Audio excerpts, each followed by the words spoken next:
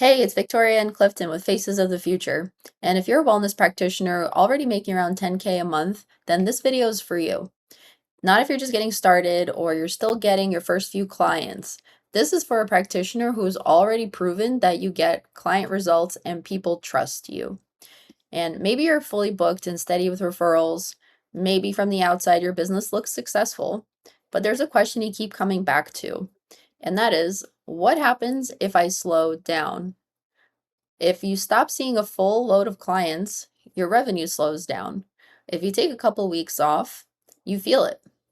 If life throws you something unexpected, your business feels it immediately. And deep down, you know this can't be what success feels like because you didn't become a wellness practitioner to build a business that only works when you're working. You want to help others, but you also want a business that supports your life and gives you more freedom, not one that quietly consumes it and consumes you along with it. So stay with me until the end because I'm going to show you the exact shift that helps practitioners stop being the bottleneck inside their own business. And near the end, I'll walk you through three options every successful practitioner eventually faces. Once you see those three options clearly, you'll know exactly which version of your business you're building right now and whether it's actually capable of helping you create the life you want, because chances are the problem isn't your marketing, your pricing, or your ability. It's something much more fundamental than that. And so over the last decade, we've worked alongside dozens of wellness practitioners like fitness trainers, chiropractors, coaches, therapists, functional medicine doctors. And I've even helped grow one well-known wellness brand go from a team to two into a major wellness movement. And at the time, going from 10K months to over 200K months. And in doing so, I watched the same patterns repeat over and over again. And I realized because of those patterns, something had to change about the way we think about running a wellness business. You see, most practitioners don't actually have a marketing or sales problem at their core, they actually have a business model problem. And that's actually good news because it means you're probably much closer than you think to the business and life that you want. But it's really important to understand that the business model that got you to your first consistent 10K months, it was never designed to take you to the consistent 20K months and beyond.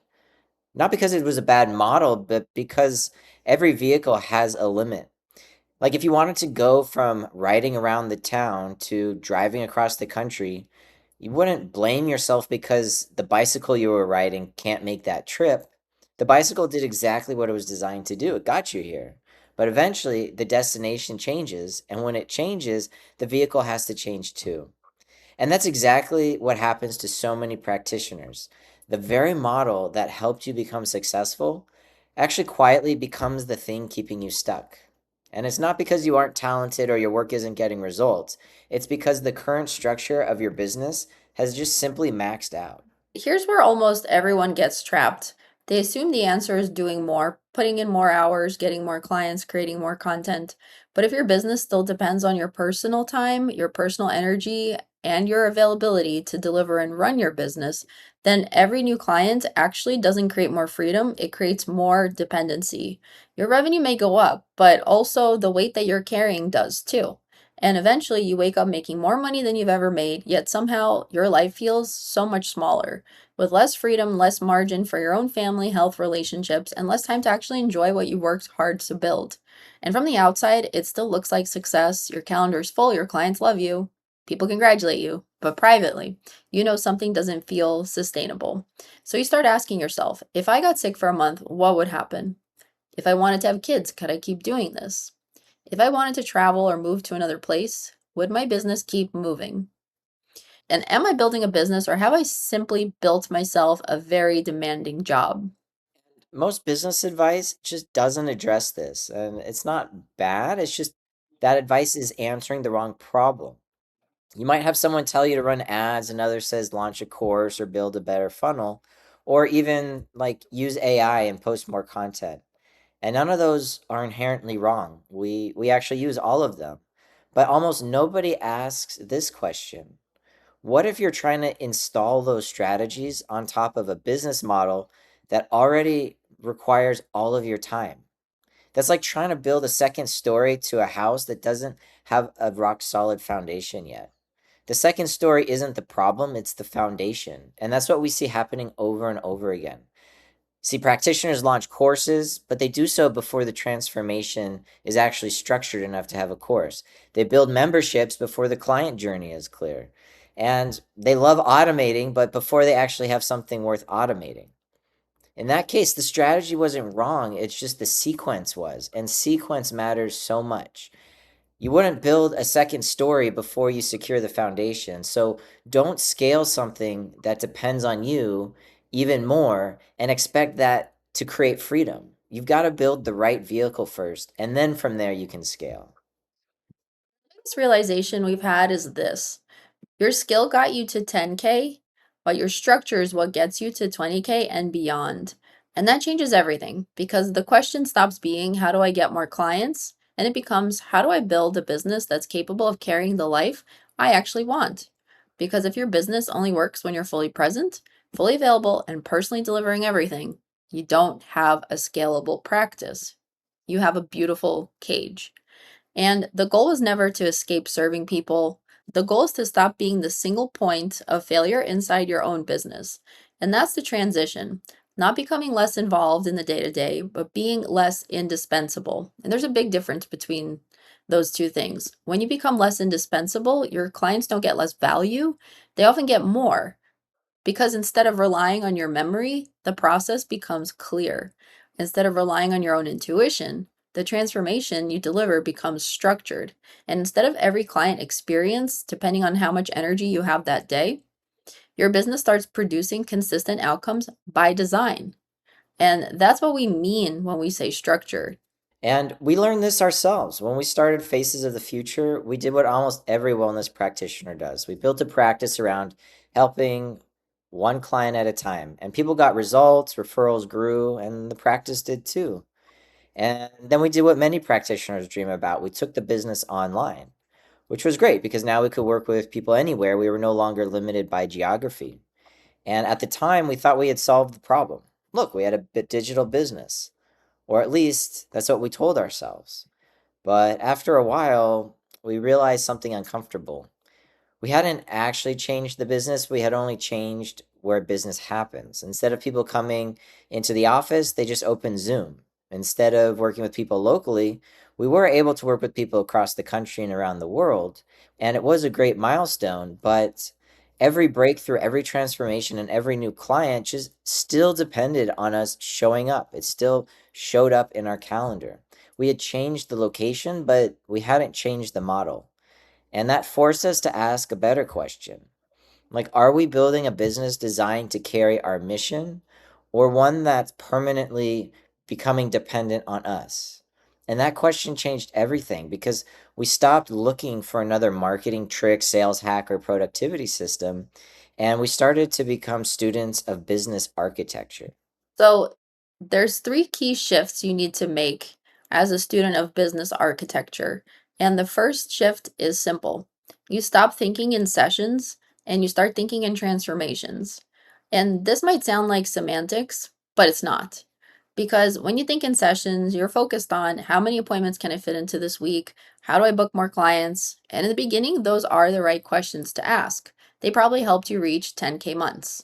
But eventually, those questions lead you to a problem because your clients were never buying sessions, they were buying the transformation those sessions created. Nobody wakes up wanting to buy a chiropractic, they want to live pain free. Nobody Nobody buys functional medicine because they're passionate about lab work. They want their energy back. They want to feel like themselves again. Nobody buys personal training. They want more energy and a better body. And nobody buys coaching. They want confidence, clarity, and direction for a better future. You see, your modality is the vehicle, and the transformation is the destination. And once that clicks, you'll stop organizing your business around appointments and you start organizing it around outcomes. You'll start asking, what transformation am I consistently creating? What are the stages people move through? What does every successful client have in common? And most practitioners already know these answers. They've just never extracted them.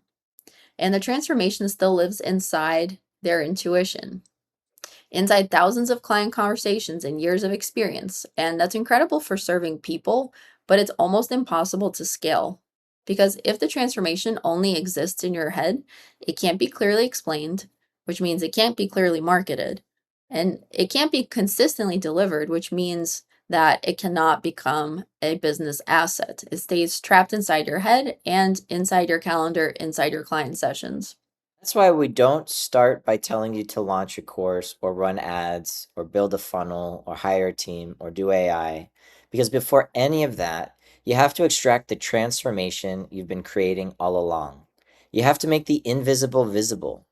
Because once you do that, then your messaging becomes clearer, your offer it becomes simpler, your marketing actually becomes compelling, and sales conversations feel easier, and your delivery becomes more consistent. And that's because your business is becoming a vehicle for transformation instead of just a container for your schedule and calendar week after week. And that is the shift from practitioner to architect. A practitioner delivers the transformation, an architect designs the business that can deliver that transformation consistently without requiring more of your time as you grow. We've seen what happens when practitioners make this shift. One of our clients, Ryan, spent more than 15 years helping people with fitness, mobility, and rehab in person.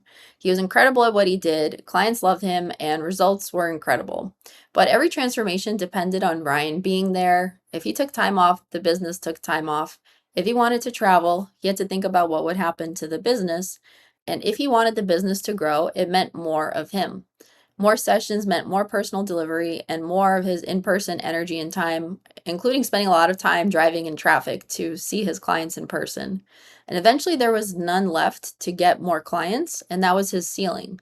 So, we helped him extract the transformation, clarify the path, and build trust around the outcome. And finally, architect a business that didn't depend entirely on his personal availability. Today, Ryan still works with people in person, but he also works with others just online. And some he's never spoken to who found him online and they get results through his evergreen courses without any of his extra time and energy investment. He has a clearer client journey and a business with more structure, and as a result, more freedom to actually live his life. He got engaged recently, he's planning a wedding, and he's traveling with his fiance, and is able to meet with his clients virtually while he goes snowboarding and enjoys time with his friends. He's building a future and one in which his business didn't just grow, but his life has as well. And shift number two is creating a predictable path to trust. Notice we didn't say create predictable clients. You see, clients are the outcome, but trust is the mechanism. Because nobody wakes up one morning, finds a complete stranger online, hands them thousands of dollars, and says, "Well, I hope this works." People buy when trust reaches a certain threshold. So instead of trying to get clients, it's about building a clear path that helps the right people start to trust you. Think of it like making a trail. At first, someone doesn't know you, then they see your post, hear your story, and understand the problem you help with. Then they see proof that you actually help someone else, and they start thinking, wait, this person actually understands me and could help me. That is the moment that trust starts growing. And when trust gets big enough, they feel ready to talk to you or buy from you. So this makes your content not random anymore. Your posts are not just posting to post. Your testimonials are not just nice compliments, and marketing is not just about trying to be seen. Everything along that path has one job: help the right person understand your offer, trust you, and see why your help matters. This then helps sales feel less pushy. You're not begging or forcing, and you're not trying to convince a complete stranger. You are helping them walk step by step until they can clearly see, oh, this is the right next move for me. And that is what a predictable path to trust means. It means every action you take, content, stories, proof, conversations, follow up, helps you helps people build helps people move closer to trusting you. And when trust becomes predictable, clients become more predictable too. And that's exactly what Jesse did.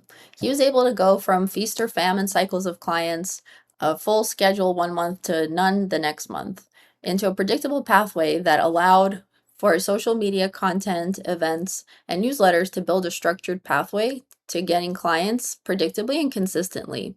not sitting there waiting for a referral to drop into his lap or wonder what content to post or what to do. He was able to get a consistent flow of clients by building the pathway that was aligned to his own way of doing business. So, shift number one is from sessions to transformation. Shift number two is creating a predictable path to trust to receive consistent clients. And the third shift is a deeper layer. It's about your self leadership. Because building a better business is not only about external structure, it's also about the person building it.